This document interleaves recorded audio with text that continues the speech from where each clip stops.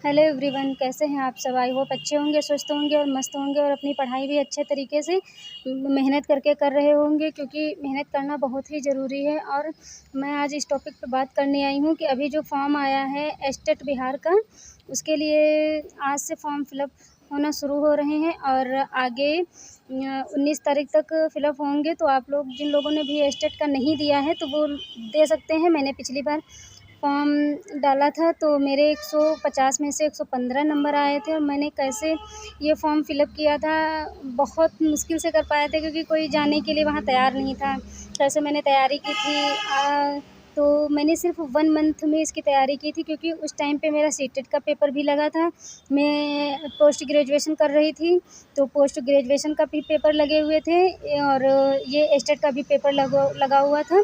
तो ये सारे पेपर आगे पीछे थे, तो एक ही साथ मैं तीनों को लेके एक साथ में ही तीनों को लेके चल रही थी। मैं सिर्फ़ और सिर्फ एस्टेट के लिए 2 से 4 घंटे डेली देती थी और 1 महीने में मैंने 1 महीने में ही सिर्फ अपनी जो पढ़ाई की थी वो की थी। और मैं यहाँ पे बता दूँ कि मैंने किसी का पेड कोर्स नहीं लिया था, किसी से भी मैंने ऑनलाइन मतलब ऐसे ही जिससे मन होता था तो मैं सर्वज्ञभूषण सर की एक वीडियो देख लेती थी, वरना वो भी बहुत कम ही देखती थी। मैंने सिर्फ़ और सिर्फ सेल्फ़ स्टडी और बुक्स के सहारे मेरे 100 में से संस्कृत में 100 में से मेरे 90 क्वेश्चन आए थे।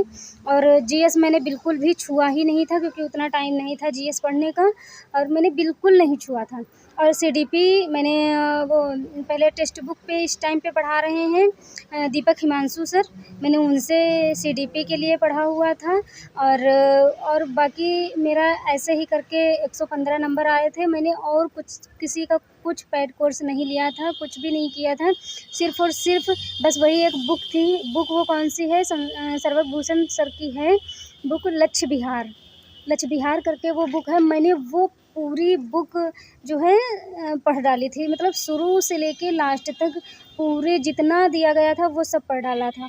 और उसके बाद भी मैं बता दूं कि मैंने अदर जो एक मैराथन ली थी केदार भैया ने, और सुमन जो संस्कृत ज्ञान गंगा में पढ़ाती थी, सुमन मैम और सर्वज्ञभूषण सर, तीन लोगों ने मिलकर वो क्लास ली थी। 500 क्वेश्चन की थी आई थिंक थी।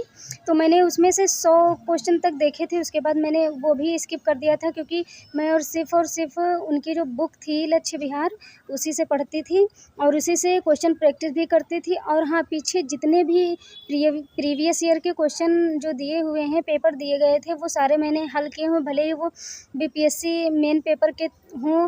जैसे बीपीएससी 2.0 उस टाइम पे 3.0 वाला नहीं हुआ था, उसके पहले मेरा ये हुआ था, क्योंकि हुआ था लेकिन 3.0 लेकिन वो लीक हो गया था।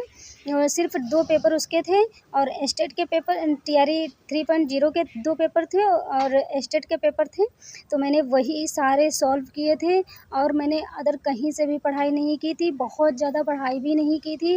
और मैं ऐसे नॉर्मली पढ़ के बस मेरे 150 में से 115 नंबर आ गए थे। बस हाँ, ये कह सकते हैं कि बहुत अच्छे नंबर नहीं है, बहुत से लोगों के इससे भी ज़्यादा अच्छे नंबर होंगे, लेकिन मैंने उतना ध्यान नहीं दिया था। मैं बता रही हूँ कि एक साथ मेरा सीटेट का भी पेपर लगा हुआ था, तो उसका भी देखना था।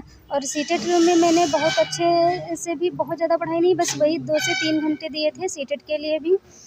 2 ही 3 घंटे में सिर्फ 1 महीने उसके लिए भी मैंने तैयारी की थी और उसमें निकल गया था। तो अगर सीटेट के लिए जानना हो तो आप लोग कमेंट करें, मैं उसकी भी बताऊंगी कैसे पढ़ना है, क्या पढ़ना है, कहाँ से कौन सी चीज़ें पढ़नी है, क्योंकि सीटेट में जो जूनियर वाला होता है उसमें जीके और सारी चीज़ें आ जाती हैं, तो उसके लिए मैं अलग से बताऊंगी उसमें क्या करना है। तो अगर आप लोगों को मेरी ये इन्फॉर्मेशन सही लगी हो, मेरी जानकारी अच्छी लगी हो, तो मेरे चैनल को लाइक, शेयर और सब्सक्राइब कीजिए। Bye bye.